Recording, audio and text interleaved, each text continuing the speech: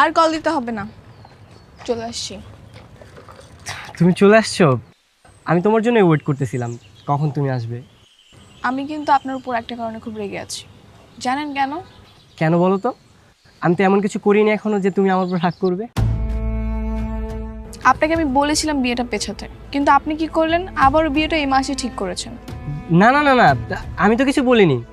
আমি তো বরং বলেছি বিয়েটা পরেই করব, কিন্তু তোমার মা বাবাই তো আমার মার সঙ্গে কথা বললো। তাতেই বিয়ে করতে হবে? আমি তো ভেবেছিলাম যে তুমি এখনই বিয়ে করতে রাজি আছো, তাই আর মাকে ওইভাবে জিজ্ঞেস করিনি। ও, কিন্তু এখন তো আমাকে বাসা থেকে আবার বিয়ের জন্য প্রেশার দিচ্ছে। কি করব বলেন তো? তুমি টেনশন করো না, আমি আজই বাসায় গিয়ে কথা বলে সব কিছু পিছিয়ে দিচ্ছি। আর তোমার গুরুত্ব তো সবচেয়ে বেশি, তুমি যা বলবে আমি তাই করব। তাহলে বিয়ে হচ্ছে না, তাই তো? না না, সমস্যা নেই, তুমি যখন বলবে তখনই আমরা বিয়ে করব।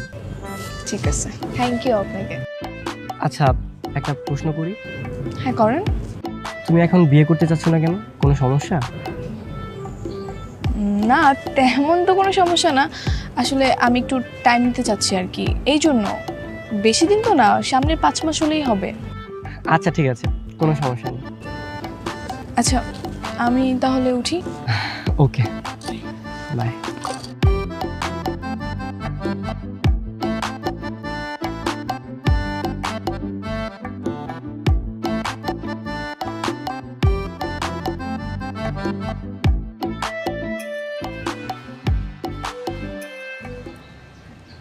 তো সে কি বললো?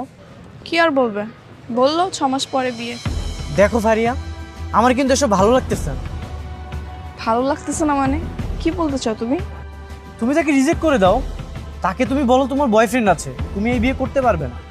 হ্যাঁ, তখন গিয়ে আরেকটা পাত্র দেখা হবে, আমি গিয়ে সেই পাত্রের সঙ্গে আবার দেখা করব, আবার তোমার জন্য আমি সেই পাত্রের সঙ্গে বিয়ে ভাঙবো, তাই না? কিন্তু আমি এগুলো সহ্য করতে পারতেছি না। আর যদি তুমি না বলতে পারো তাহলে আমিই যাচ্ছি।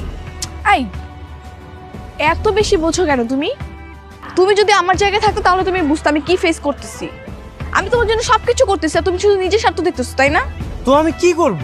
তোমার আর কিচ্ছু করতে হবে না, আমি যাচ্ছি।